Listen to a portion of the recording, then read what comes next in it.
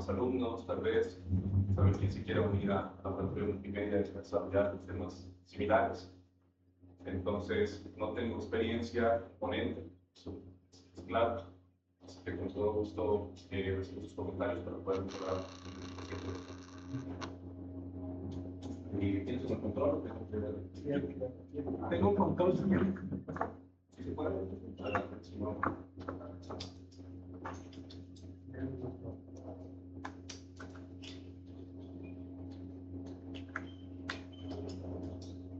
gracias. Porque la mayoría ya conoce a Miguel. Excepto los Pues bastante descenso. José Miguel Mejía Aguirre, no se lo conoce mucho. No, pues de menos. Él estudió ingeniería física.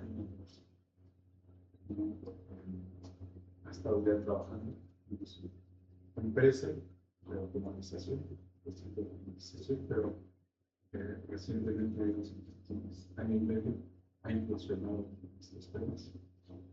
Tiene experiencia ya en la industria, en el privado. Actualmente está muy relacionado con estos temas.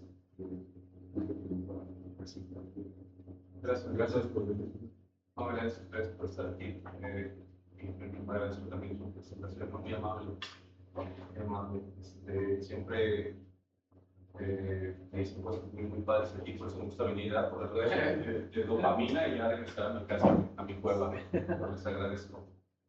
Bueno, la idea es hablar de RAG. RAG en general es una tecnología que nos ayuda para poder recuperar información de una manera confiable y sintetizarla usando un LLM.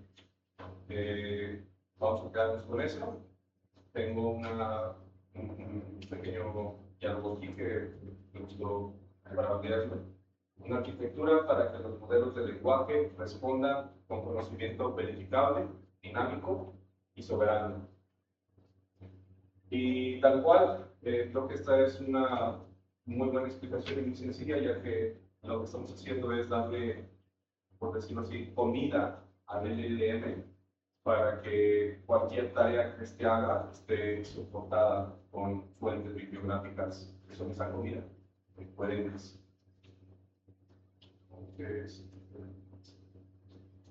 Ok,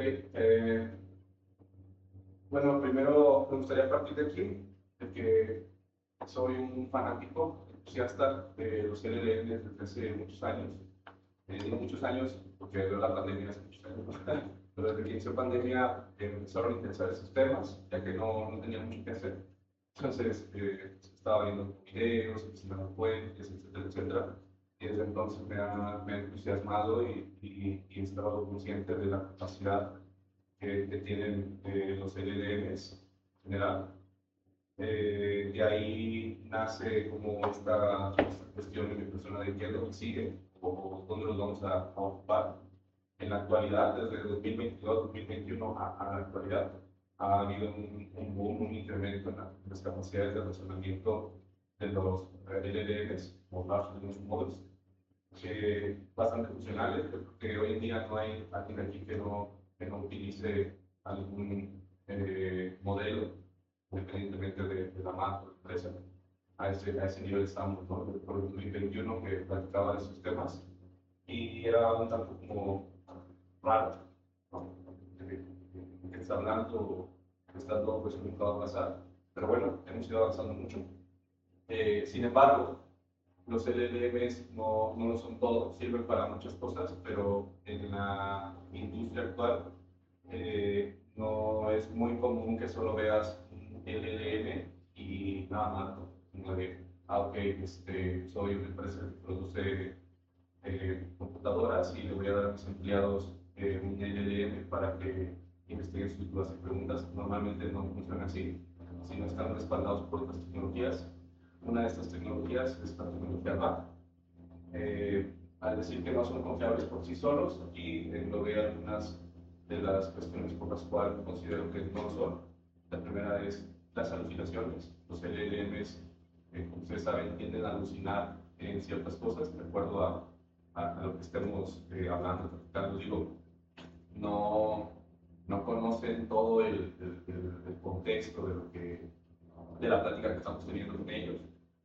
Y si de por sí uno como humano, ¿no? A veces alucina hablando, platicando con alguien más, porque nosotros tenemos una manera de ver las cosas y a lo mejor la persona que nos está intentando explicar algo va por otro lado. Entonces es algo similar.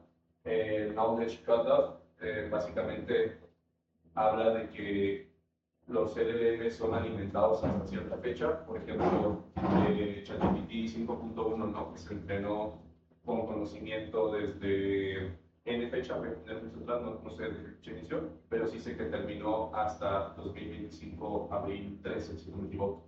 Pues toda la información que contiene 5.1 está, digamos, cortada hasta esta fecha de abril. El demás conocimiento que se ha generado desde abril hasta el día de hoy, pues no vive dentro del entrenamiento del modelo. Por lo tanto, si nosotros solo tuviéramos el LLM corriendo en nuestra computadora sin ninguna conexión a internet ni nada, y preguntamos algo de la actualidad, por ejemplo, quién fue el campeón entre Pumas y Cruz Azul, pues él se va a alucinar y va a intentar darte una respuesta, ¿no? Basado en partidos anteriores que sí están registrados en las fechas de entrenamiento, pero no va a tener idea de quién fue el verdadero de lo que estamos preguntando, ¿no? El campeón hace 3 días, creo.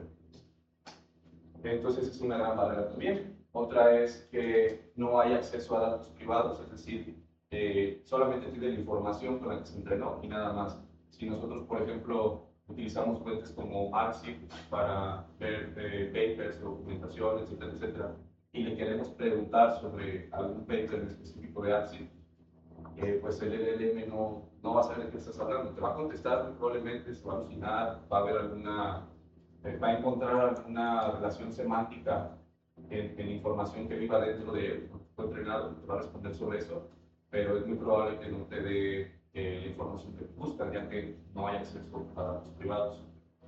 Y otra gran cuestión es que no hay trazabilidad en las respuestas que te da. Tú le puedes decir, dame las fuentes de donde lo tomas, ¿no? Pero aquí quiero aclarar dos escenarios. El primero es cuando tú estás interactuando, por ejemplo, con ChatGPT desde Internet.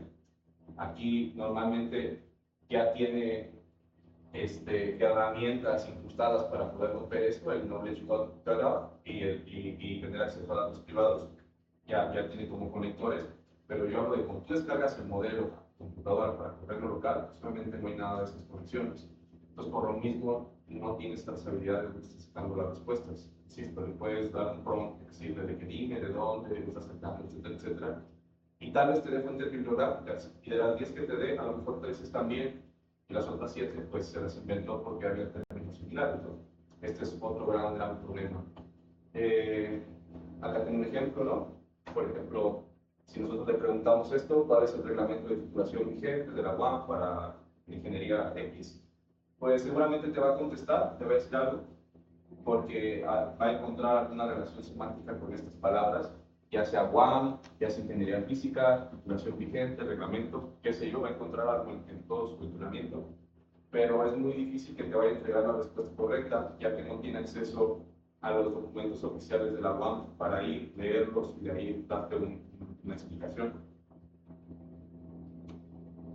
Entonces, aquí entra una posible solución a este problema de falta de información.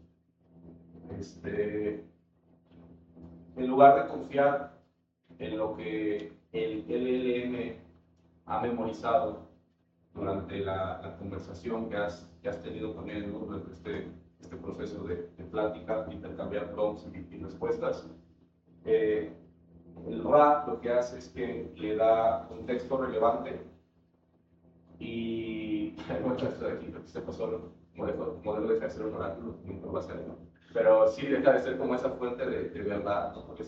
Y ya se convierte ahora sí en un razonador con bases fuertes, y esas bases son bibliografías. Eso es lo que hace el RA, le da bibliografía para que las respuestas que te dé estén sustentadas en lo que tú buscas. Es algo similar a cuando tú hagas un documento PDF y lo cargas a la plataforma de ChatGPT, de Cloud, de cualquier empresa con la que estés utilizando Gemini.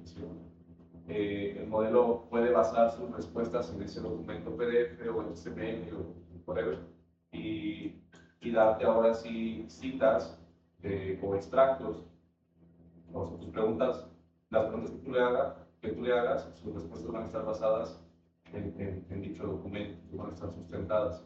Eso en realidad es un RAG, o sea, en grandes palabras, ¿no? Está recuperando información.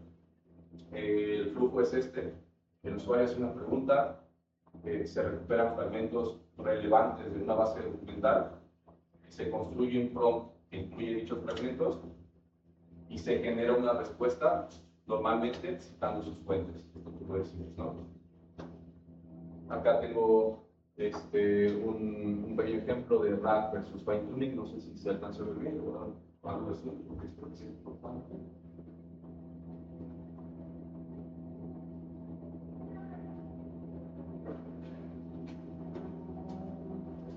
Ok. Entonces, bueno, antes de seguir con esto, ¿hay noción de lo que es el fine tuning o lo que has escuchado? Ok, entonces me voy a saltar esa parte.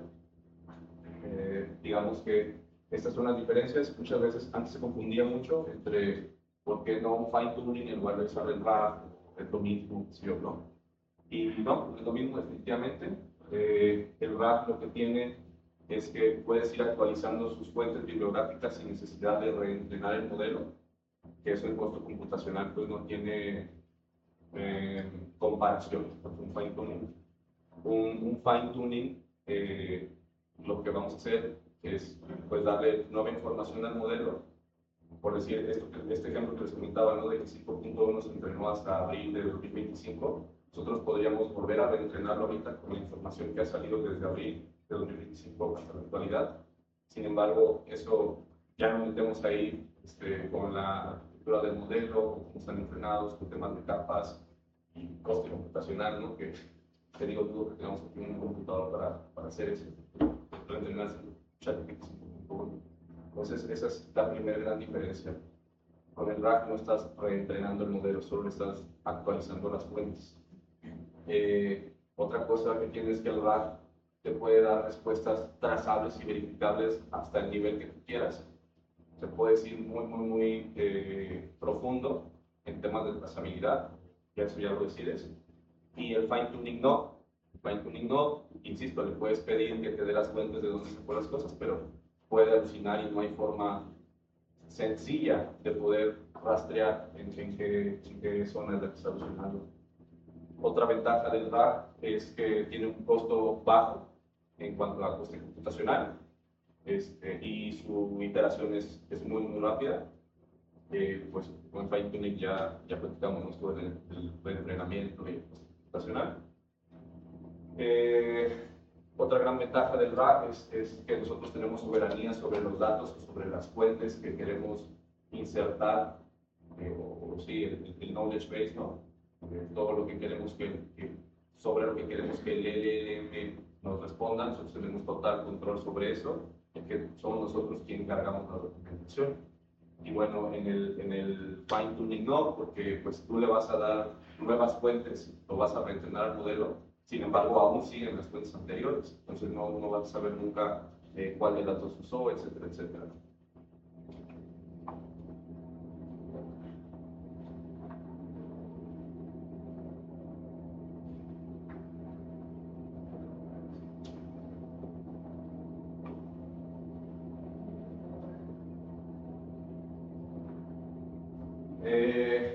Bueno, aquí les tengo una lista de ejemplos que me gustan mucho. Obviamente muchos más en donde se están usando actualmente en la industria estos sistemas RAG.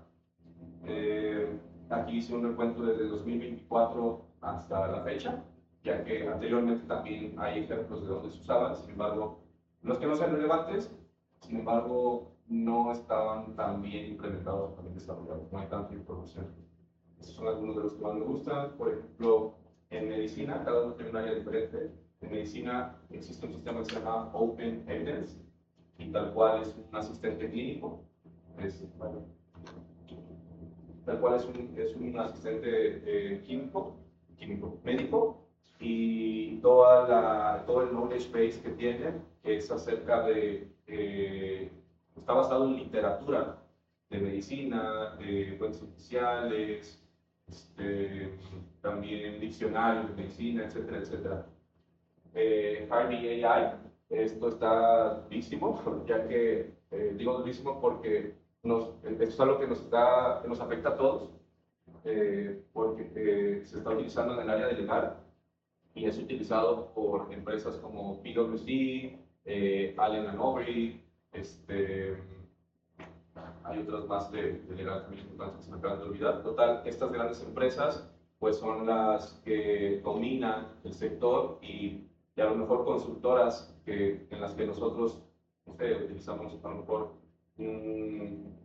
si algún día necesitamos un abogado, ¿no? Y vamos a una consultora aquí en México de algo de renombre, pues seguramente está apoyando sus decisiones o tiene ¿cómo decirlo? Apoyo de estas grandes. Bueno, Harvey AI, que básicamente lo que hace es que es un asistente para estas firmas legales, justo para leer la documentación, todos estos reportes enormes, también genera, así como lee, también genera otros reportes, ayuda a dar como soluciones basándose en casos anteriores, ¿no? En juicios, etcétera, etcétera.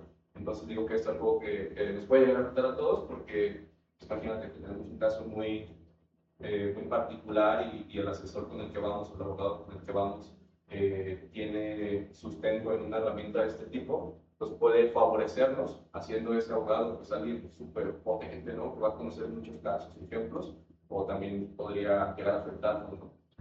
Digo, por eso digo que es muy importante. De hecho, es todo un tema de discurso en Nueva York. También está Glean, que es de Microsoft Copilot. Esta es más como general. Cualquier empresa que tenga Microsoft Copilot puede hacer uso de Glean, siempre y cuando pague su suscripción. Y básicamente es tu propio asistente, ¿no? Te paga, o sea, tú le das tu documentación de la empresa que tengas y te va a ayudar a todos tus operarios a que puedan tener respuestas basadas en bibliografía interna. Elicit es para investigación, lo utilizan en el área de investigación, muy buena. Básicamente tiene conexiones y tiene fuentes con, por ejemplo, ARCID o otras fuentes donde hay muchos fuentes que se utilizan para cargar papers, totalmente investigación científica, usados por SpaceX y otras tantas compañías que en este momento no recuerdo el nombre, pero se dedican a la investigación a un nivel fuerte. Interconfig, seguro han escuchado algún agente, no hablan por teléfono, de hecho ayer estaba recibiendo llamadas de Kavak y por un momento caí los primeros 5 segundos que estaba hablando con una operadora, me engañó, o sea literalmente me engañó. También tan buen desarrollado tienen sus sistemas, que no creen, hagan una llamada a Kavak, seguramente les van a estar regresando más de un sistema así. Es básicamente lo mismo, simplemente va a ayudar a agendar citas, hacer ventas, etcétera, etcétera. Sistemas muy, muy inteligentes donde ya está integrada también la voz o texto speech, ¿no? En ingeniería de software, Cursor, Cloud Code, Copilot, son sistemas que funcionan RAG, están soportados por LLMs, pero no es el LLM como tal el que hace todas las funciones, sino son RAGs. En educación tenemos a Canigo, y a Notebook LLM, o Notebook LLM, que es de Gemini, súper potente, le das tus fuentes bibliográficas, libros completos, etcétera, etcétera, y te ayuda a hacer resúmenes, a estudiar presentaciones, tarjetas, lo que quieras básicamente, está a un muy, muy buen nivel. Incluye de finanzas, yo actualmente estoy trabajando un sistema de estos, estoy trabajando con ellos por Morgan Stanley, y estamos justamente mejorando el sistema actual, y por eso llegué tarde, les pido una disculpa.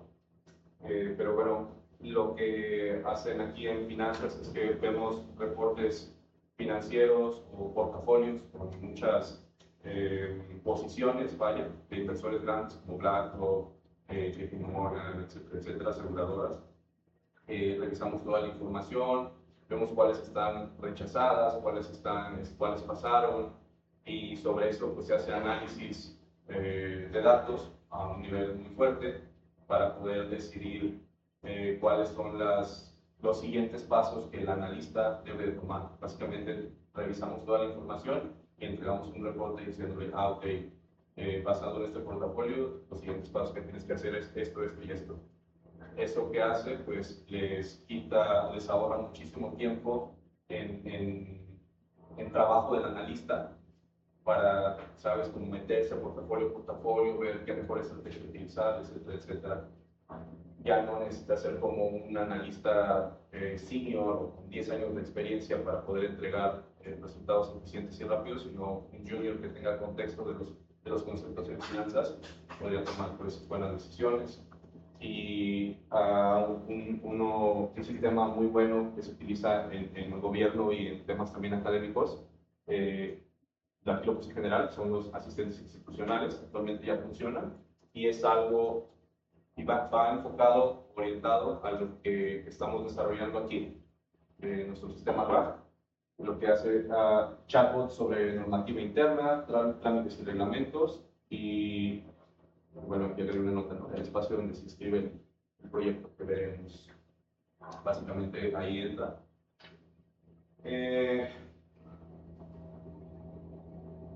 Ahora, basándonos un poco en cómo empezamos a meter en la arquitectura, quiero hablar de los dos pipelines principales que conforman a un sistema RAG.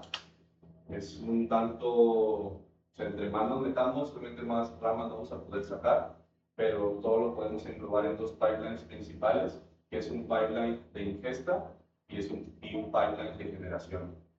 El pipeline de ingesta, como su nombre lo dice, es el proceso o el workflow donde nosotros ingestamos toda la bibliografía a una base de datos vectorial. Es decir, en el caso del sistema que estamos desarrollando para la UNAM, nosotros descargamos toda la información que tenga que ver, por ejemplo, con administración, ya sea cuándo van a ser las fechas para dichos exámenes de recuperación, para inscribir en inglés, el reglamento, etcétera, etcétera, cómo sacar lo mejor el servicio social. La documentación está por todos lados, es un hecho de yo lo he pasado como estudiante, que a veces tengo que consultar a profesores o asesores para que me indiquen cómo hacerlo, porque en internet pues hay muchas fuentes, ¿no? Y las páginas no están homologadas. Si alguien que trabaja en el departamento de sistemas, estoy diciendo. Pero es genuino lo que estoy diciendo, o sea, es complicado. Entonces aquí lo que hacemos nosotros es tomar toda la documentación necesaria, es esto.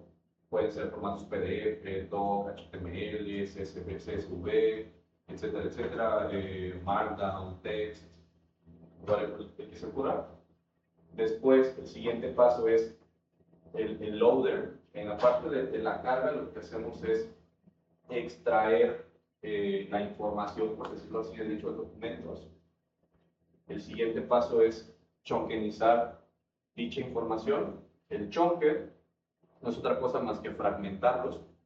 Supongamos, yo tengo un PDF con 5 páginas y habla sobre el reglamento de ingeniería en computación, a lo mejor, ¿no? Y está dividido por títulos, bullets, etcétera, etcétera. Entonces, nosotros, o bueno, lo que va a hacer este proceso es intentar comprender la arquitectura y la estructura del documento, cuál es el título, cuál es el primer párrafo, el segundo, etcétera, etcétera, y lo va a partir, decir, ok, el título es este, lo aparto, el primer párrafo o la introducción es esta, lo aparto, los antecedentes son estos, lo va a ir partiendo. Aquí hay muchísimas estrategias de cómo partir ese documento, lo podemos hacer por número de tokens, podemos decir, cada 502 tokens, pártelo, ¿no? Que es algo muy arcaico, no lo recomiendo, pero es una estrategia. Otra puede ser, ok, cada que encuentres un subtítulo, aparta ese chunk, ¿no? A lo mejor otra estrategia puede ser, o combinar estrategias, ¿no? Por ejemplo, esto de cada que encuentres un subtítulo, corta ese chunk, y al siguiente chunk, cuando empieces, quiero que traigas los 120 tokens del chunk anterior, ¿no? Para tener como un contexto de que vas hablando, etcétera, etcétera. Hay muchas estrategias que con todo gusto podemos, en una sesión más técnica, pues entrar en ellas. Una vez que ya tenemos los documentos en trocitos partidos, ahora sí viene el embedding o el embedded, que no es otra cosa más que convertir esos párrafos a un vector dentro de un espacio tridimensional o multidimensional también puede ser. Básicamente convertimos todas esas letras, espacios, etcétera, etcétera, sin necesidad de entender semántica. Solo las partimos y las convertimos en un número grande. Una vez que ya tenemos ese vector, lo vamos a guardar en una base de datos vectorial. Existen muchas opciones. Bueno, también cabe recalcar que aquí existen muchas estrategias de embeddings. Son modelos muy complicados para desarrollar a mano normalmente. Y se puede, obviamente se puede. Pero ya es como hacer tu propio LLM, ¿no? Sí lo puedes hacer, pero vas a tener tus limitaciones por el tema del costo computacional.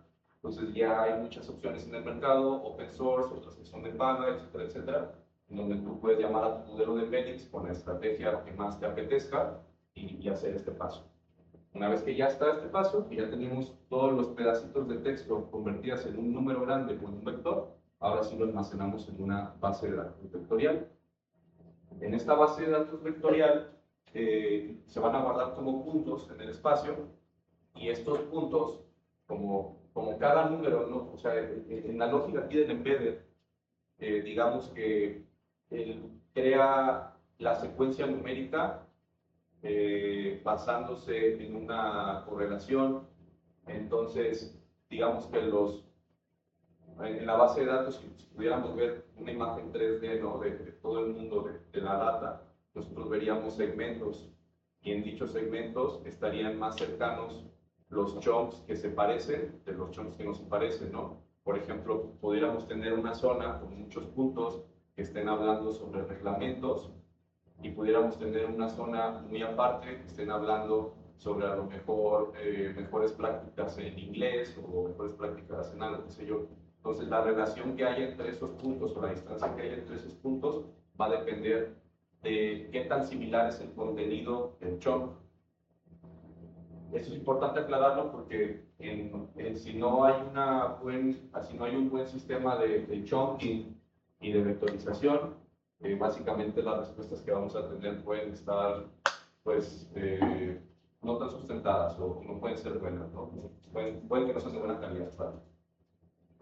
El pipeline número 2, que es el de consulta o el de generación, mejor conocido en textos en inglés, es básicamente obtener la información de esta base vectorial. Es decir, primero empezamos con una pregunta, por ejemplo, en cualquier modelo que abrimos, ¿no? ChatGPT, otra vez, tenemos una pregunta y lo que él va a hacer es que va a hacer una búsqueda semántica, va a haber un retriever. Este retriever lo que va a hacer es que se va a conectar con la base de datos vectorial y primero va a evaluar el query, ¿no? La pregunta, y la va a convertir también en un vector. Eso vive aquí. Va a convertir en un vector. Luego de ahí va a ir a la base de datos vectorial y lo va a emparejar con los vectores que estén más asociados. Va a decir, ok, este prompt, de acuerdo a lo que me pregunto, pues entra aquí a lo mejor en esta sección, en este cúmulo. De ahí, en general lo que va a hacer es recuperar los puntos o los chunks que tengan una mayor puntuación con respecto a la query. A lo mejor un top 10, un top 15, un top 20, un top 3 proceso, lo decimos nosotros, y los va a traer. También existen muchas estrategias para decidir qué vectores y cómo hacer esa búsqueda, etcétera, etcétera. Después hacemos un re-ranker. Esto es muy común. El re-ranker es, ok, yo ya obtuve de aquí los 10 chunks o los 10 pedacitos que se parecen o que tienen más similitud con la query que yo estoy mandando. Ahora voy a hacer un re-ranker de ese top 10, voy a agarrar un top 3, tal vez, de los que tienen mejor puntuación de 0 a 1. No tal vez ser otra vez nada más probabilidad estadística, ¿no? Al agarrar ese top 3, después que ya tiene ese top 3, ahora sí ya entra la construcción del prompt. Es decir, nosotros en nuestro sistema debemos de darle contexto al sistema de qué es lo que está haciendo y para qué lo queremos. Por ejemplo, en el ejemplo del sistema de aquí de la UAM, pues nosotros lo que queremos es un asistente virtual tal vez que sea experto en temas administrativos y que nos hable como si fuera una persona en ventanilla, ¿no? Alguien de administración, para eso esa es la idea. Entonces, nosotros vamos a tener un prompt dentro del sistema donde va a contener todas las reglas, ¿no? Te va a decir, no, tú eres este cuate y se dedica a esto y estás disponible 24/7 y quiero que las respuestas las entregues de esta manera, a lo mejor en tablas, a lo mejor que lo expliques de manera muy sencilla o sea más técnico, qué sé yo.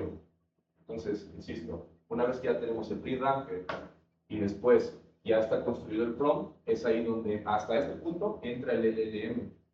Y el LLM lo que hace es que lee el prompt, lee la query y lee los top chunks que agarró, o sea, los del pre-ranker, y construye una respuesta. Si se dan cuenta, el LLM lo único que está haciendo es un resumen de toda la información que ya se hizo. O sea, en todo este paso, hasta aquí no hay nada de AI, nada. A lo mejor en el tema del embedded podemos utilizar algunos modelos, pero es más modelos estadísticos, ¿sabes? Pero no, de todo es como más determinístico, totalmente. No no hay un agente detrás, etcétera, etcétera, hasta este punto. Entonces, una vez que ya tenemos el resumen, el LLM generó, y para eso está básicamente, para hacer razonamiento y generar un resumen, ahora sí ya tenemos la respuesta, que es la que podemos obtener en cualquier sistema. Y es así, obviamente ese es un ejemplo muy general, existen distintos tipos de arquitectura, de hecho hay cientos, creo que no hay miles todavía, pero sí hay cientos. Y lo que tienen en común esos cientos de arquitecturas es que todos tienen un pipeline de ingesta y un pipeline de generación. Ahora, antes de pasar a la siguiente diapositiva, me gustaría saber si hay alguna pregunta que pueda responder sobre esto. ¿Para qué servir el pre-ranker? Ok, el pre-ranker es para hacer una especie de limpieza del retriever. Insisto, en el retriever lo que hacemos es agarrar, ajá, exactamente, agarrar un top 10 a lo mejor de puntos, que son los que más se parecen a tu query, ¿no? O sea, que tienen un contexto relevante, y el re-ranker lo que va a hacer es, ok, de estos 10 puntos, ¿cuáles son los 3 mejores tal vez, sabes? ¿Cuáles son los que en realidad tienen una puntuación más alta? Para no darle 10 chunks completos al LLM, que son un montón de tokens, ¿no? Otra vez vamos a caer en darle un papazote, pues, ¿qué sentido tiene? Mejor agarramos los 3 que tengan mejor información. Es un ejemplo, 3 puede ser 2, puede ser 1, puede ser 5. Lo resumimos básicamente y ya eso es lo que entregamos. Entonces, ¿qué es? Es una capa de limpieza después del retrieval, ¿no? Después de la información recuperada. Gracias. No de nada, voy a intentar simplificar, ¿no?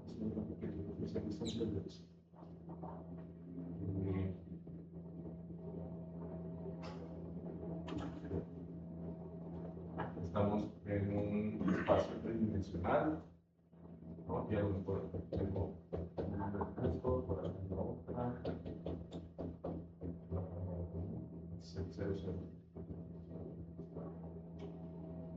Entonces, cuando nosotros tenemos una query, estos puntos de aquí, primero para empezar, son los chunks, son los pedacitos que nosotros partimos, ¿no? Y después los convertimos en un vector. Etc. Estos son los puntos. La manera en que van a estar relacionados unos con otros va a ser de la semántica que contenga dicho pedacito de párrafo, ¿no? A lo mejor aquí habla sobre animales, a lo mejor aquí está hablando más sobre mecánica, ¿no? De vehículos, a lo mejor aquí está hablando más sobre temas de legal, un ejemplo ya más abierto, ¿no? Entonces, no va a estar tan relacionado tal vez este tema con este o este tema con este. Entonces, los puntos van a vivir o van a estar relativamente juntos de acuerdo al espacio o de acuerdo a la relación semántica que tengan. Nuestro query también se convierte en un vector. A lo mejor hacemos una pregunta y cae por aquí. Esta a lo mejor es nuestra query, este vector. Entonces, lo que vamos a hacer en el retriever es traer un top 10. O sea, cuáles son los puntitos que están más cerca, cuáles son los que más aparecen, pues en general lo va a traer a la mesa, ¿no? Para dar a lo mejor los 10 puntitos que estén más cerca de donde caiga nuestra query. Entonces, ya que tenemos estos 10 puntitos, ahora sí entra el ranker y dice, ok, de estos 10 puntitos, dime cuáles son los que tienen mayor puntuación, dime cuáles son los 3 que tienen mayor puntuación, ¿no? Y de aquí saca estos 3 puntitos. Y ahora con estos 3 ya construye tu respuesta. Entonces los puntitos son los chunks. Exactamente. Estos puntitos aquí son los chunks. Es una representación, ¿no?, de vectores en el espacio. Y esa es la idea general. No sé si hay alguna pregunta. De nada. Ok. Tocando el tema del chunking, ¿no? Normalmente en la estrategia de chunking, cuando son sistemas nuevos, sí, no le ponen tanto empeño porque parece ser que nada más es agarrar un documento y partirlo en pedazos para convertirlos en un vector. Sin embargo, pues creo que de aquí se desprende toda la lógica, o aquí empieza la lógica fuerte del sistema. Si nosotros no tenemos buena data o data con sentido, entonces es seguro que no vamos a tener una buena respuesta. Por eso es que cada que se construye, se va a construir un sistema, el punto de inicio para mí es tener una muy buena base de estrategia de chunkinizado para los documentos. Aquí pues es una explicación de lo que es el documento, del que es el logo, del chunker, del header y el vector store. Me gustaría más hablar sobre esta parte de cómo cortar el texto. Un chunk demasiado grande y se diluye la señal semántica. Demasiado pequeño, pierde contexto. Entonces la estrategia va a depender del dominio. Y es muy realista, ya que no es lo mismo crear un sistema RAG para poder hablar de temas a lo mejor de medicina, que tienden a ser muy extensos, muy técnicos, etcétera, etcétera, que a lo mejor un sistema RAG como el que vamos a utilizar aquí en la escuela, ¿no? Para preguntarle cuándo es el periodo vacacional. Digo, como que no deberíamos utilizar la misma estrategia de chunkinizado. Aquí hay unos ejemplos, ¿no? De estrategias de chunk, el fijo, el que les hablaba de n palabras con un overlap, es decir, cada 512 tokens o cada 512 caracteres, córtalo y tráeme 100 caracteres más del último chunk que hiciste, ¿no? Es decir, agarra un pedacito del último, como para traer contexto. El semántico es, básicamente está guiado, la manera de cortarlo está guiado por la similitud que hay entre una oración y otra. Ahí ya nos metemos un poquito más con entender el contexto del documento. El estructural, también les hablé de respeta los headers, respeta las secciones, las tablas, y mantiene el contexto de una manera más natural, porque pues, un documento está partido por... Adelante. Ok, luego más grande. Una pregunta. Dígame. ¿Hay alguna regla para determinar de cuánto va a ser el chunk? O sea, pues sí, la regla está en tu bolsillo y en el contexto, básicamente, porque si tú utilizas, entre más grande esté el chunk, pues obviamente más tokens va a utilizar, y en una consulta, si estás utilizando, por ejemplo, un LLM de paga, que te va a cobrar por tokens, pues obviamente va a salir más caro, y también el nivel de razonamiento que va a tener, pues va a tener que ser más amplio, y nos va a durar más en darte una respuesta. Pero también, si no le das el contexto suficiente, puede ser que el modelo te conteste a medias, como de, más o menos entendió, pero que no me dice nada claro. Entonces, no hay una regla así específica para decir, debo de cortar aquí, debo de dar este tamaño de chunks, etcétera, etcétera. Sino más bien quiero entender es que va a depender del uso y del sistema, ¿no? ¿Qué es en realidad lo que buscamos? ¿Qué es lo que va a ser mi sistema? ¿A qué se va a dedicar? Y ya sobre eso empezar a leer sobre las estrategias para definir cuál nos conviene más. Por ejemplo, nosotros, en el lado de donde estoy trabajando, estamos utilizando mucho esta estrategia estructural porque normalmente es documentación que sí viene bien separada, o sea, bien ordenada, sí está muy bien por secciones, subsecciones, tablas, etcétera, etcétera. Entonces, a nosotros no nos conviene cortar el chunk en medio de un subtítulo, vaya, o sea, cortar la mitad del párrafo. No es de nuestra conveniencia porque a lo mejor ahí puede perder el contexto de la respuesta generada. Entonces, esta estrategia a nosotros nos funciona de acuerdo a la situación que estamos manejando, ¿no? Pero en el de la escuela, por ejemplo, nos estamos utilizando más un tema semántico, no tanto estructural. Aquí estructural porque también todos los documentos que nosotros tenemos para alimentarlos son PDF, text y Markdown. Sí o sí, no hay más. Pero en el de la universidad es un poquito más complejo porque también lo estamos alimentando con información de páginas web, es decir, contenido HTML, que puede venir en una organización muy diferente, ¿no? Puede traer bullets, subtítulos o estar por todos lados, qué sé yo. Entonces, a eso es a lo que me refiero, con que hay que conocer bien para qué lo queremos y qué es la respuesta esperada, la respuesta que nosotros esperamos. Y sobre eso decidir. Vamos, pues.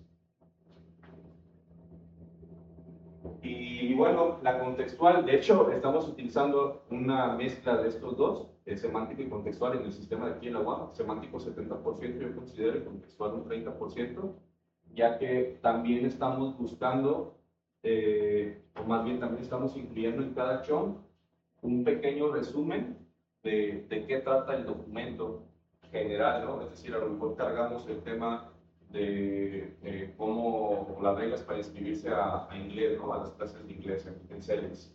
Entonces se va a partir en chunks, pero cada chunk va a contener un pequeño resumen de qué trata ese documento. Pues va a decir, ok, en el documento padre habla sobre cómo puedes inscribir la materia de inglés en la UAM Azcapotzalco, etcétera, etcétera.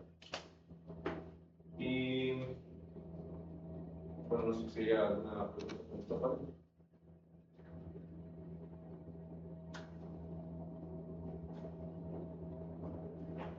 Aquí hay algunos ejemplos, por ejemplo, los documentos, ¿no? Que decía de loader, pues básicamente se extrae el texto de los diferentes formatos, ¿no? PDF, DOC, HTML, Markdown, CSV. En la parte del chunker, ¿no? Aquí nos habla de todo lo que platicamos ahorita. El embedded también, nosotros podemos, de acuerdo al modelo de embeddings, es que se decide qué tan denso es el vector, ¿no? Puede ver de 384 dimensiones, 768, 1024 y 1536 dimensiones, que es el más común utilizado en la industria, porque te permite tener una mayor capacidad una mayor densidad de la información. Y diferentes bases de datos vectoriales, y pues obviamente existen muchísimas más, estas son las más usadas. Nosotros estamos utilizando ahorita CUDRA, pero también existe PyVector, Dice, Webit, no sé cómo se pronuncia. Existen en realidad muchas más, ¿no? También hay Postgres, para con búsqueda vectorial, etcétera, etcétera. Y ok, aquí les hablo un poco del tema de la similitud semántica. Voy a leerlo. Cada fragmento de texto es un punto en un espacio de cientos de dimensiones. Los conceptos que son similares quedan cerca y los conceptos que no tienen similitud pues quedan distantes, ¿no? Quedan lejos. Entonces, esto es una representación de lo que pues, intenté mencionar acá, ¿no? Por ejemplo, existe un punto acá que va a hablar del reglamento de titulación, a lo mejor otro que va a hablar del requisito para la tesis.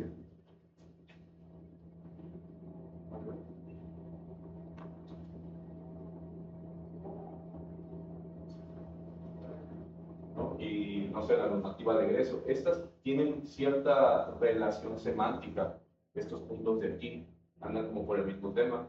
Sin embargo, otro chunk que hable sobre materiales superconductores a lo mejor ya no tiene mucha relevancia con esta información de acá, por eso se guarda en otro punto del espacio. Podemos aquí está el ejemplo, que es un espacio dimensional. Y bueno, pues acá hay un pequeño ejemplo, ¿no? de programa Python, por ejemplo, los prefijos para modelos.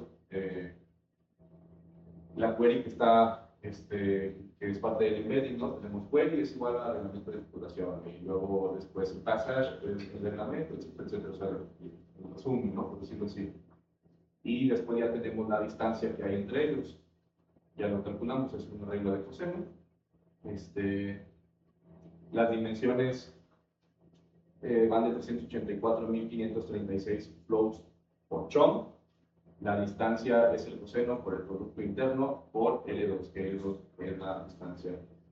El índice, pues aquí en realidad esto es un ejemplo más, puede haber muchos índices. Y la latencia que tenemos también va a depender pues, de nuestro sistema, ¿no? Pero normalmente es de menos de 50 milisegundos sobre millones de vectores. Es decir, ¿cuál es esta latencia? El tiempo que me tarda en recuperar la información o en hacer las relaciones.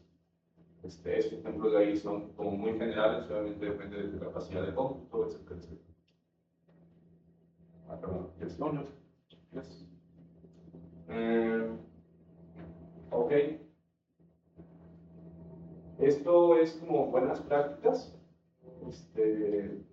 para no solo tener un sistema RAG, porque digo, podríamos abrir ahorita el cloud y decirle, tener un RAG personal con X y Y características para guardarle documentación y pues hacer como el propio asistente de estudio, ¿no? Lo va a hacer, estoy seguro, o sea, ni siquiera es tan complicado, el tema es cómo lo va a hacer. Entonces, lo que separa a un RAG ya serio, una plataforma serio, de un proyecto escolar, básicamente, es la calidad final de sus respuestas. Y por ejemplo, aquí hay algunas técnicas que considero que son indispensables para tener una plataforma realmente funcional y profesional, que son un poquito más complicadas de generar. A lo mejor si seguimos al cloud que desarrolle el código, pues lo va a hacer a medias, va a hacer lo que quiere, ¿no? ¿Es a lo que me refiero? Y una técnica, por ejemplo, es tener un retrieval más denso, más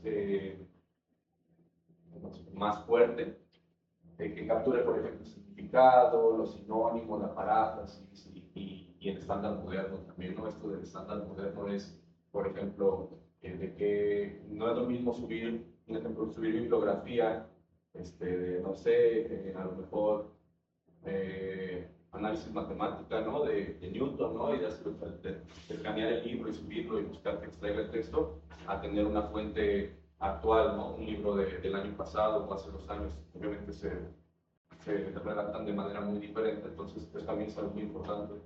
El retrieval híbrido, es decir, la parte de la recuperación de los chunks, esto de aquí, de cuando toma la query y dice, voy a recuperar, estos son los que más se parecen. Aquí combina dos estrategias, esto es un modelo, esta es la estrategia anterior y esto es un modelo, el BM35. Combina semántica con coincidencia léxica exacta, lo mejor de ambos mundos. Entonces, lo de acá es semántica y aquí es como coincidencia léxica, ya hablando de temas de léxico. Lo que hace es que ya te entrega una respuesta no solo basada en qué tanto se parecen los textos, sino más bien cuál es la relación o cuál es el significado que estos textos tienen con respecto a tu pregunta, con respecto a la pregunta que existe. El re-ranking con un cross-encoder. El re-ranking, recordamos que esta parte de extraer el top cap de todo lo que recuperamos.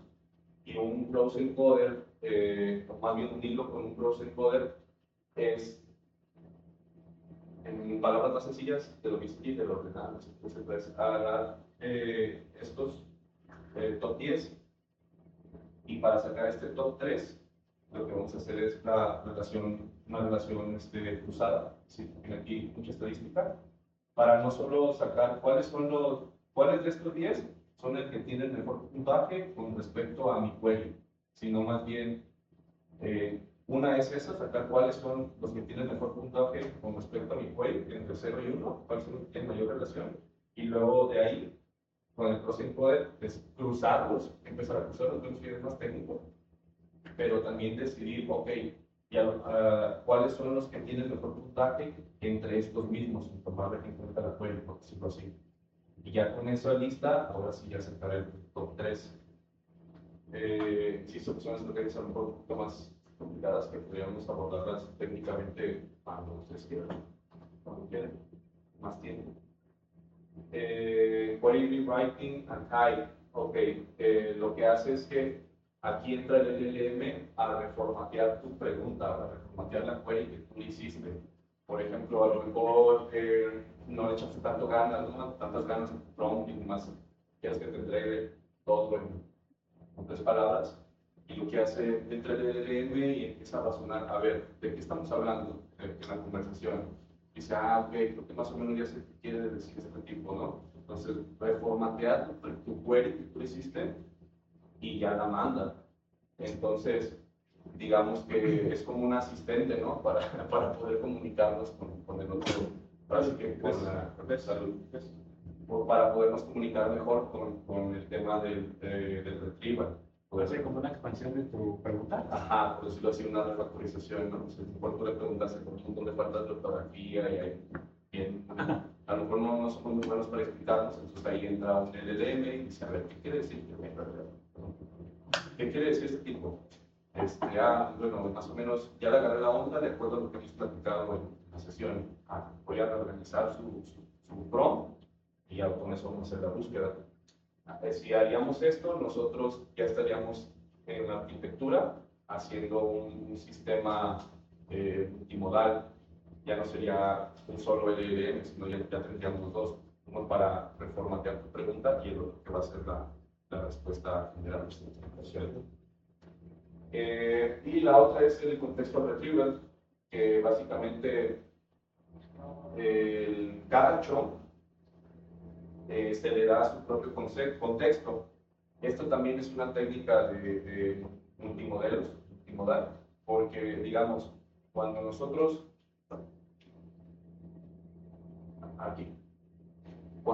estamos aquí, en la parte del chunker, pues ya extrajimos los datos del PDF y ya lo estamos partiendo en pedacitos. Entonces entra un LLM aquí, agarra cada pedacito, lo entiende, lo lee, intenta procesarlo y le da un pequeño resumen como metadata. Dice, este chunk trata de esto, ¿no? O sea, ya no nada más corta el pedazo, sino también te da una pequeña explicación. Habla de tal cosa, habla de tal cosa, tal. Entonces aquí entra un LLM y ahora sí, todo ese texto completo, la explicación, más aparte el pedazo cortado, entra como un solo vector a la base de datos vectorial. Entonces cuando llega aquí al retriever, ahora tu query, lo primero que va a hacer es rastrear o buscar en la explicación de qué trata cada chunk. O sea, aquí va a haber otro LLM que va a entender tu pregunta y va a decir, ok, ¿qué debo de buscar? Ya sé más o menos por dónde va la onda. Y buscan las explicaciones y ya trae ese top 10, ahora sí. Entonces son técnicas más avanzadas. Sin embargo, pues es lo que diferencia, insisto, a un sistema pues, básico de recuperación de información con algo ya más profesional. Para crear algo así, pues obviamente por cada estrategia pues, no es un solo script, ¿no? Que diga, va a vivir el contexto retrieval. No, pues es un montón de cosas, ¿no? Vas a necesitar otro script que se comunique con el segundo LLM, vas a necesitar a lo mejor un script que se encargue de decidir cuándo meterlo y cuándo no meterlo, un orquestador, etcétera, etcétera. Y ok, quise agregar esto porque creo que sí es indispensable, de hecho en cualquier sistema que se quiera tratar datos es indispensable tener métricas.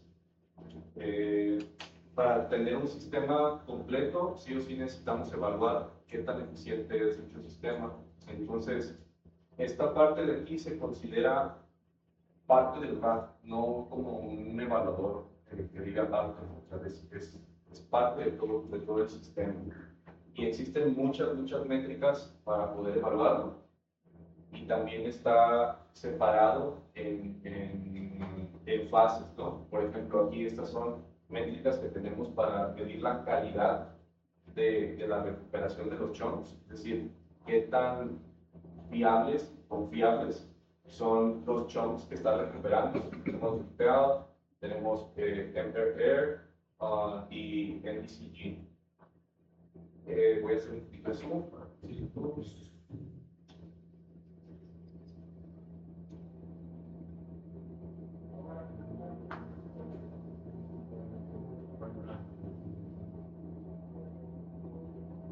Ok, entonces aquí lo que mide es la proporción que hay de los documentos que aparecen entre los primeros cada resultados, es que cada disco puede ser el primer top 10 resultados.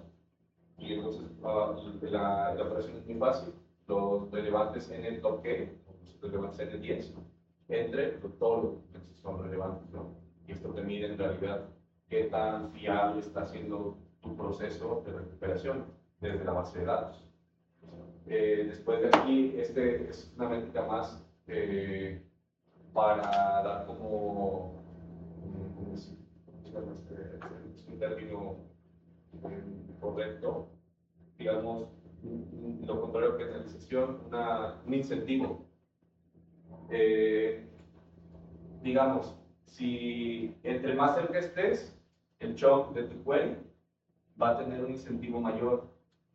Entre más lejos estés, va a estar penalizado, entonces por ende va a ser difícil que llegue a tomar algún chunk o algún punto que esté lejos de tu query. Y también es una forma de medir qué tan factible está haciendo tu recuperación de la documentación, ¿no?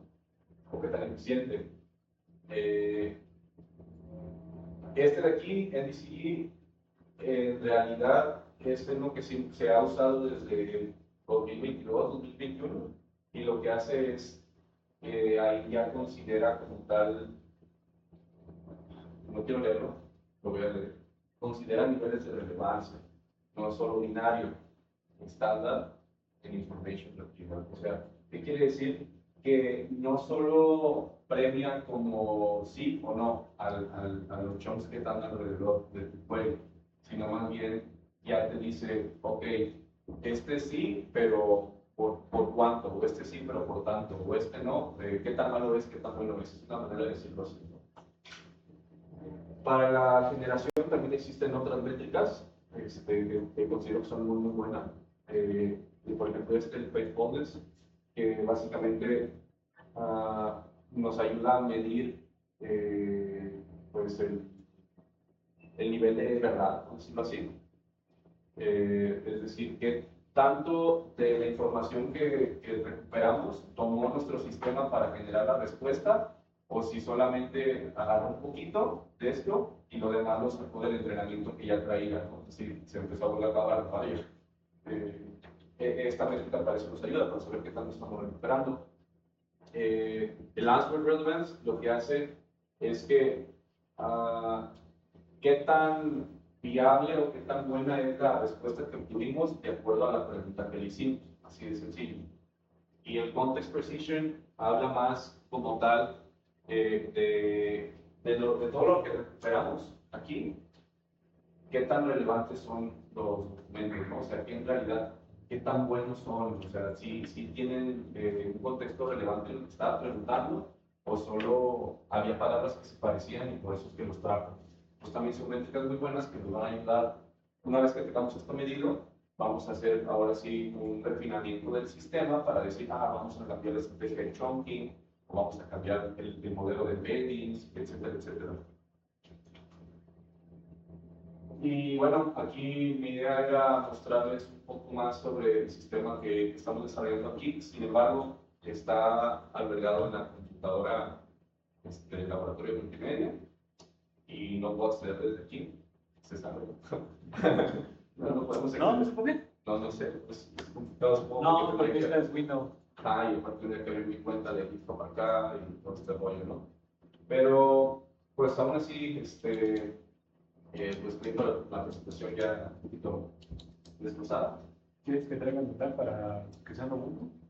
Ya no tenemos tanto tiempo. Ok. Si quiere lo paramos acá, en general, usted diga. Pero lo explicamos rápido, no sé. No, una explicación más rápida. Con todo gusto. Para cerrar. Ok, bueno, entonces esta es la arquitectura a muy alto nivel, lo estamos construyendo aquí en la universidad. Todo esto ya está funcionando. Todo lo que se les habla aquí es algo que ya está funcionando, no las mejoras, tenemos una capa del cliente, que básicamente es una consulta directa a un endpoint, es decir, hay una API la cual tiene un endpoint para poder consultar. Ahí enviamos nuestra query. La query se envía desde una interfaz gráfica. Para poder acceder a esa interfaz gráfica, pues tenemos un sistema de tokenizado y de autorización, así que toda la información está cifrada. Entonces, desde la UI, tú abres tu cuenta, te dan de alta, y de ahí pues mandas, en cualquier sistema, mandas una petición a tu endpoint en la API, ¿no? Es una query.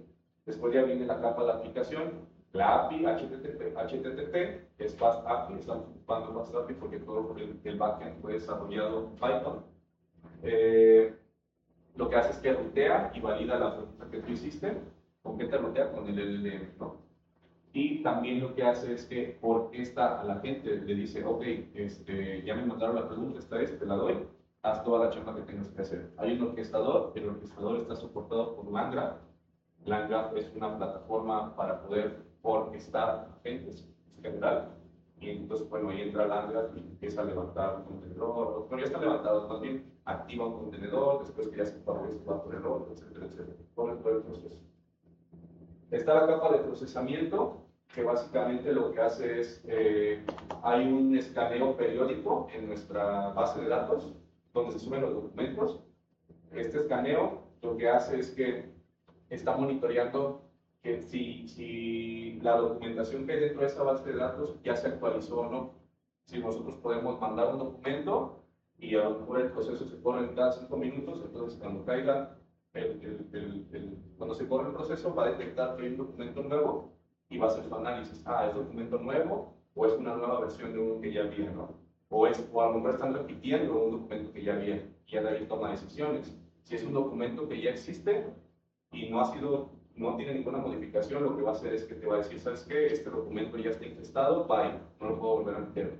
Si es un documento que ya existe, pero es una nueva versión, lo que va a hacer es que va a quitar los chunks del documento anterior y va a meter los nuevos. Si es un documento totalmente nuevo, pues lo va a infestar sin ningún problema.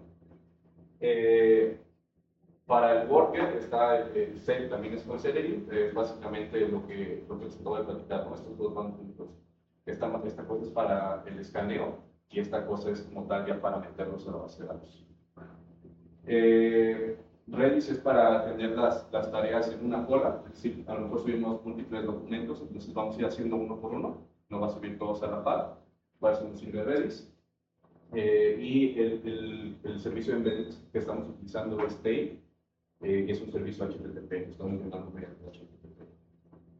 La base de datos vectorial que estamos utilizando es CUDA.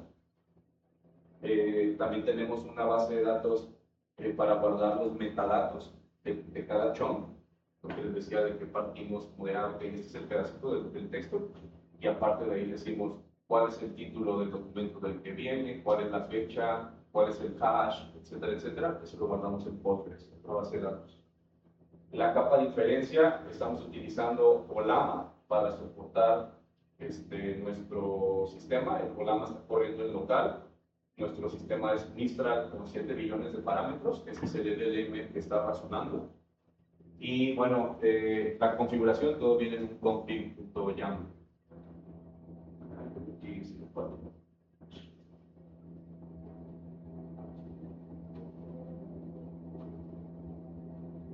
Y pues ya, lo que se platicaba de los dos pipelines, ¿no? El pipeline de ingesta pues es asíncrono, Celery está haciendo la revisión constante de si hay nueva documentación o no para cargarla. Esto ya les hablaba de dos pipelines, una ingesta y uno de recuperación.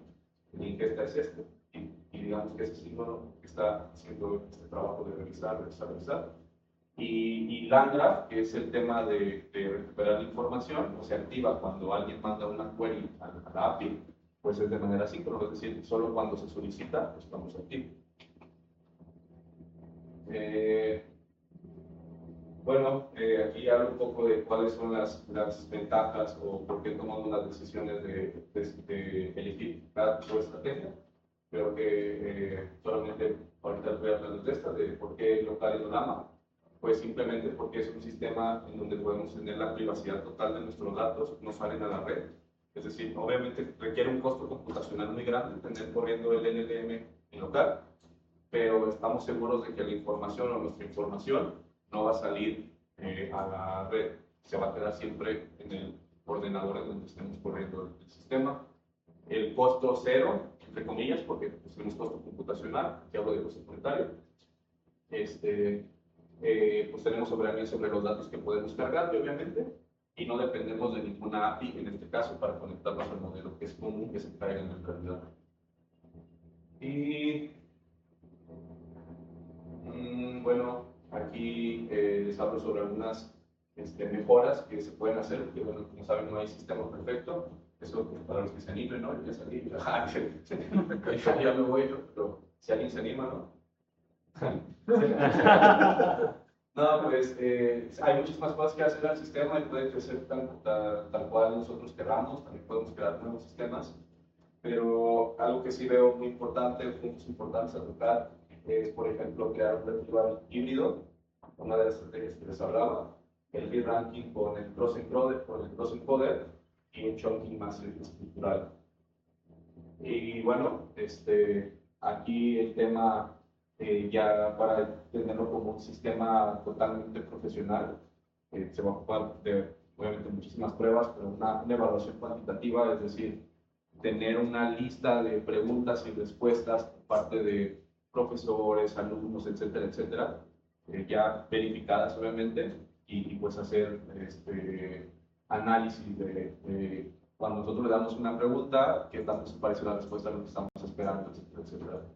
El Agentic RAG, que es aquí ya cuando les digo de que entre más de un agente, ya también, ya también podríamos hacer cosas, ¿no? Como en MCP, ¿qué quiero decir? Ya no solo preguntarles sobre el tema de cuándo me inscribo, cuándo son las fechas para inscribirme al inglés, sino también que me ayude a lo mejor a poner un recordatorio en mi teléfono o en mi calendario, o a lo mejor que me ayude a empezar la solicitud. Son cosas que sí se pueden hacer y actualmente en la industria se hacen, complicadas, claro, pero sí se pueden hacer. Y pues otro tema es la observabilidad. Estoy seguro que hay muchas deficiencias en LangGraph y LangChain. También lo podemos utilizar para estar observando todo el sistema en general, en dónde se tarda más, en dónde se tarda menos, cuáles son los pros, etcétera, etcétera. Y es un ejemplo que se saqué de ahí, de hecho, de consola, cuando una respuesta. ¿Cuáles son los requisitos del proceso de titulación en ingeniería física? No sé, ante una pregunta, perdón.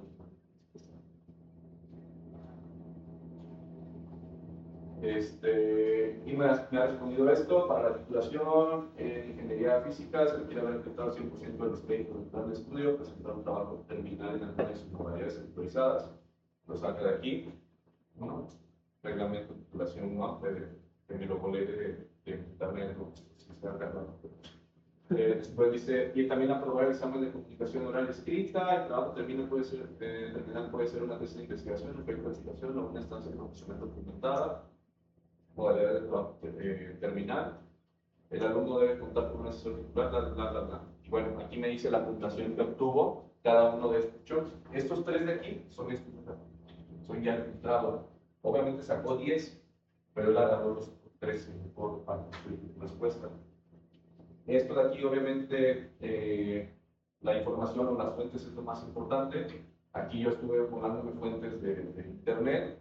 No sé si son las fuentes oficiales o no. Eso es un proceso muy fácil. Simplemente lo que haríamos ya para empezar a usar este RAG es borrar ahorita la información que tiene, que fue información de prueba, y ahora sí cargar solo documentación relevante y que esté aprobada para poder responder. Y bueno, ya para cerrar, esta es la última diapositiva. Esto creo que es el resumen de qué es como tal un sistema RAG.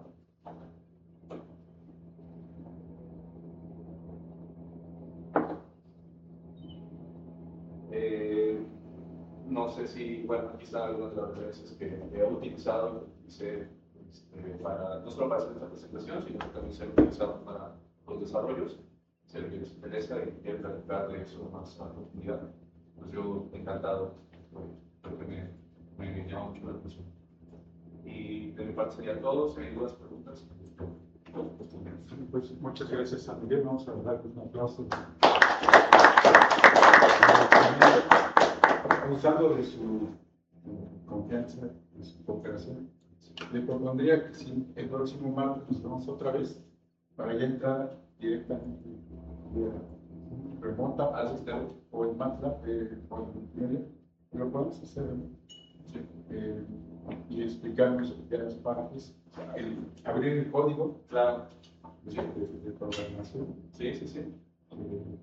He de comentarles que este proyecto lo planteamos con Miguel y él empezó a trabajar dinámicamente, incluso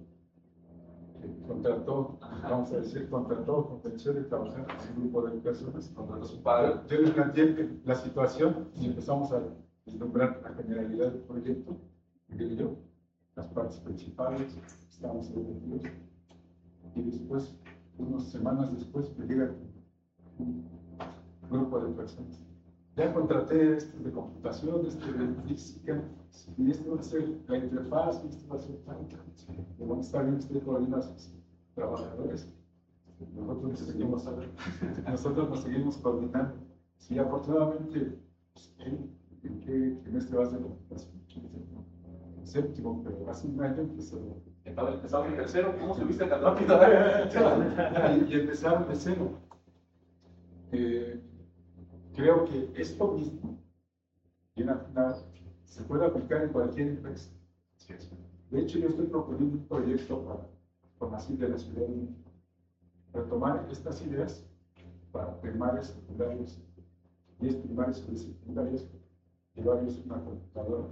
Yo estoy proponiendo la GPU 5090 y 9 de procesador, y un servidor de almacenamiento. Y darles mini cursos, talleres, para primero de primaria, segundo, tercero, primero de secundaria, segundo, tercero.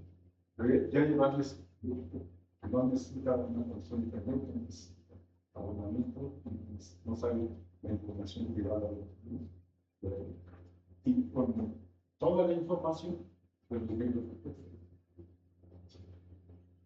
tenemos que acoplar una parte de investigación técnica, Claro. está pero que tenemos dos estudiantes todavía que también están sobre la maestría en computación, que están en el tema, y vamos a seguir trabajando en estrecha relación. Miguel pues ya lo está trabajando a otro nivel, en empresa, otras métricas, otras restricciones, pero básicamente está el núcleo, el core, ya está implementado, ya está funcionando, ya está probado. Como todo proyecto es escalable. Pero ya tenemos en qué empezar completamente para seguir trabajando en estudiantes de licenciatura de doctorado. Así que comprometería a Miguel que la próxima sesión ya fuéramos en sitio sobre el proyecto, desglosáramos cada parte, viéramos la funcionalidad, pero también la parte técnica, las entrañas, la parte interna del proyecto, que nos explique, todo está hecho en Python. Todo está hecho en Python, a excepción de la interfaz gráfica. La interfaz gráfica, el amigo Richard fue quien se encargó de desarrollarla a base de prueba y error, como decimos todos, en cualquier sistema. Hizo varias versiones, Richard, te agradezco que me comentes tanto. Actualmente ya tiene una versión más limpia, funcional, escalable, que tuve la oportunidad de revisarla.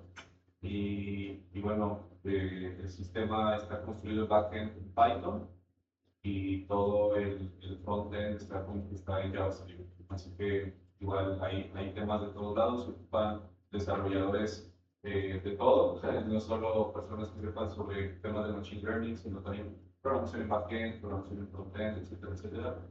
Así que yo creo que si se forma un buen equipo, pueden salir proyectos, muchos proyectos de aquí, como el que propone el profesor, es muy interesante para poder tener más alcance, no solo mediático, sino también pues, temas de prestigio en la universidad.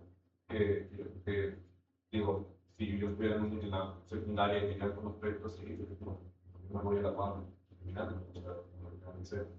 Entonces, bueno, esa idea de cada quien, pero insisto, darle las gracias a Richard porque él hizo todo el tema del patrón. Y los invitamos para la próxima semana. Igual no, es como una intención para entrar a la parte importante del proyecto. Bueno, primero, felicitarnos también para el proyecto. Bueno, también al doctor y al... Bueno, a todos les digo. Sí, gracias. ¿Tú ahorita qué haces? Pues el Miguel no fue a la maestría. No, Es que es diseñador físico. ya anda en vuelos altos. No sé qué quiere Ya decir. está en otra. No, en las mañanas no hago nada y en la tarde descanso. Y todavía tiene un ayudante que es Richard. No, sucede que ahorita estoy terminando la licenciatura en Ingeniería Física, ya terminé mis materias, me falta liberar servicios y llegar este mes, pero sí, ya, vamos a mandar el reporte. Ya después se puedo meter en titulación, después de 7 años o 8, no recuerdo, empezaremos.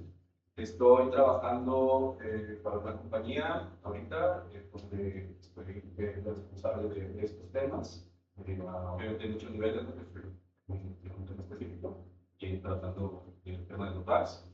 Pero antes de eso, pues ya tenía un poco de experiencia por mi cuenta. Trabajé 6-7 años en un laboratorio de metrología como analista de datos. Entonces ahí creo que conocí con mis primeros modelitos, ¿no? de machine learning, etcétera, modelos también muy lindos, como por ejemplo, no sé, se me ocurre que me haya gustado mucho. No sé, mi primera regresión lineal ahí la vi. Entonces ya fue pasando el tiempo, fui aprendiendo un poquito más, me interesé aquí en la universidad, no encontraba ningún lugar en donde pudiera aplicar estos temas hasta que tuve la suerte de conocer al profesor y empezar a indagar más sobre temas en general de redes neuronales, etcétera. Yo he tomado cursos por mi parte en Coursera, en YouTube, etcétera. Entonces ya cuando caí aquí al laboratorio de multimedia, me di cuenta que pues, debía haber preguntado más desde que entré a la universidad. Pero estoy actualmente, para no hacer tanto rollo, en una empresa que se llama Morgan Stanley, en donde revisamos las inversiones de todo el mundo.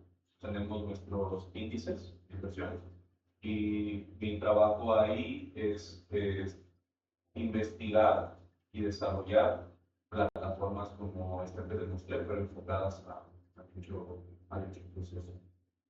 Lo que estoy haciendo ahorita es lo que me inculca. Miguel Miguel es muy modesto. Cuando hace un año, más de un año, se acercó, quiero trabajar con estas cosas. Me acuerdo que le dejé de aprendizaje profundo unos modelos de unos carritos, los pares de un carrito, clasificar, con un gráfico, y después platicamos ya de este proyecto. Y empezó. Y en un momento, unos meses, me dice: ¿qué profesor? Ya me tengo que ir, y ya tengo una propuesta de trabajo. Pues a fundar el laboratorio de inteligencia artificial del grupo CARSA. Por lo que estaba aprendiendo aquí, en lo que Babilón, se decidió para ir a fundar el laboratorio de inteligencia artificial. Digamos, primera persona importante de la licenciatura directamente. Y después, como es muy inquieto Miguel, pues, se siguió preparando. Este proyecto ya tiene un rato. Sí, ya, un año y medio. Más de un año, y él está trabajando y estamos trabajando en conjunto, estamos madurando. Que hay muchas partes que discutir, muchas partes que discutir, y cuando empezamos no había información tan como ahora. Y después, bueno, ya tuvo otra propuesta de trabajo, que es donde está ahora. El orgullo es Juan, el orgullo es que son conceptos de aquí, en el que se preparó en multimedia, estaba utilizando los recursos de multimedia, está abogando ya muy alto para mí. Gracias. Es una felicitación. Muchas gracias. Creo que es medio honesto, mismo, pero siempre. No, pues agradezco sus comentarios. Luego, pues, sigo aprendiendo, ¿no? Y digo, lo cuento a lo mejor de esta forma, porque pues para mí es algo que es parte del proceso de aprendizaje y a lo mejor un poquitito de enseñanza. Entonces, espero en algún momento poder regresar aquí y hablar a lo mejor ya de otros temas más interesantes, a lo mejor Esto ya... es interesante, esto es de la Sí. Bueno, ya es que no lo sé, y pues también apoyar a los demás, ¿no? Tal vez te dedicas a Lo he visto, lo he visto en es el coordinador de la maestría en ciencias. excelente. Creo que también es en el laboratorio. Sí, yo también he conocido. Es el coordinador. Sí, igual tengo oportunidades para alguna conferencia a nivel de grados, Eso es lo que iba congreso. Gracias. a comentar, si les interesa. Abrir una plática. Una plática más abierta en un auditorio. Incluso si la próxima semana hay gente que esté interesada en un punto, mandamos profesores, que aquí habíamos profesores y habíamos estudiantes que están corriendo. A veces después se ocupan algún software de San Andrés. Igual los amigos que nos hacen. Gracias. Manches y Coes están aquí. Pues muchísimas gracias a yo también en lo que puedo aportarles. Yo me siento comprometido con la universidad porque pues, siempre me han apoyado todos. Cuando he ido a buscar ayuda a mi profesor, nunca nadie me ha dicho que no. Muchos compañeros tienen una idea diferente o no coinciden con lo que yo les comento, pero en mi caso personal en particular, yo nunca he tenido un no como respuesta, siempre como de piénsalo bien, ha sido el mayor. Lo más cercano a no ha sido un piensa bien, estás diciendo, pero nunca me han dicho que no, y yo por eso mismo me siento comprometido en ayudar a quien pueda. También pues me interesa mucho que compañeros a lo mejor que no tengan experiencia profesional puedan prepararse bien y si en algún momento yo puedo, con las experiencias que he tenido en el campo, que he empatado muchas veces, pues puedo darles algún consejo y a lo mejor hasta unirnos o meternos a laborar, pues también estoy comprometido con eso. Muchas gracias. Nos vemos la próxima semana. Más técnico, más fácil interna. Bueno, invitado a los que quieran asistir. Muchas gracias. Gracias. Que estén bien. Ahora sí, le ponemos. Sí. Casi que no puedo comer. Se va a presentar la persona de ya de 10. Sí. Gracias.